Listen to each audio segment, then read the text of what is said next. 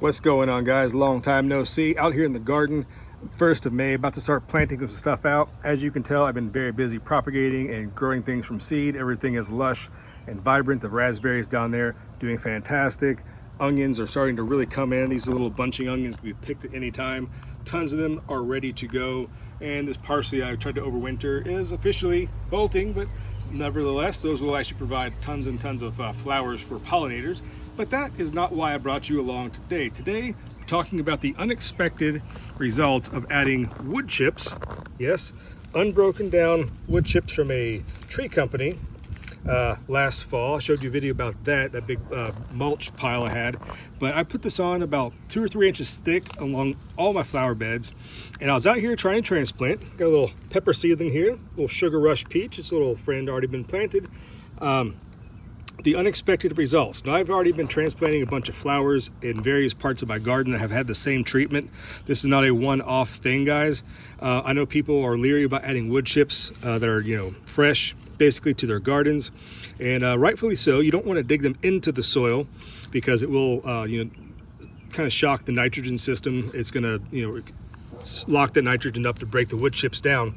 However, if you leave them on top of the soil, like this right here, just on top, it will actually not really mess with that cycle, and the soil life is going to thrive and flourish. Now, this soil has already been super dark and black, as you've seen in the past with my videos here. But what I did not realize, and you can see some of the fungi right here starting to break down the wood chips, which is outstanding. But you can see here's one little guy here as an evidence. This soil, guys, I'm not exaggerating, it has more worms than I've ever seen in any soil in my entire life.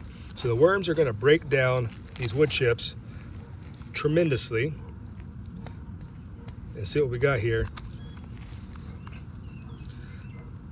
Yeah, I mean, look how dark this soil is. There are worms literally everywhere in the soil. There's another one right there, and being very careful not to incorporate these wood chips into the actual existing soil. But yeah, I mean, there are so many worms, and there are fungi. It sounds bad when you say fungus, but the fungi are actually colonizing the wood chips, breaking it down, adding that mycorrhizal fungus, and plant exudates and stuff into the soil. Some more worms right here. See that? These guys, they are everywhere. Another worm right here. I mean, I have never seen so many worms in the soil. They're just kind of hard to see because the soil is so dark, and that's what it is. But yeah, so when you do plant in your wood chips like this, you want to make sure you really don't incorporate any of the actual unbroken down chips like this.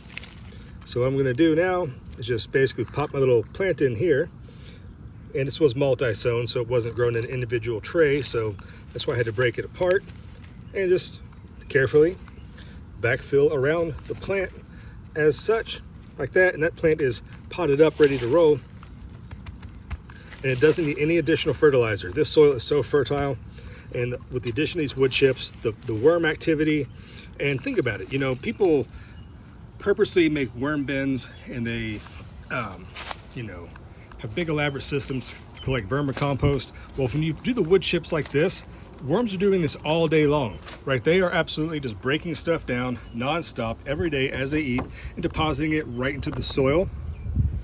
Some blueberries that need some fertilizer because it needs some, definitely needs some nitrogen. But anyways, yeah, the wood chips are everywhere, and they are just doing fabulous. Now look at this raspberry. This almost died last year in the drought, but it has came up with a vengeance. It's even putting out some runners over here, which is a good thing because that's what I want them to do. But be careful, raspberries will actually kind of spread that way. But I just wanted to show you this before I let you go, just how beautiful this columbine is right here. Now look at that stunning color. Now last year the deer destroyed this plant, ate it to the ground, but it came back. It is a perennial.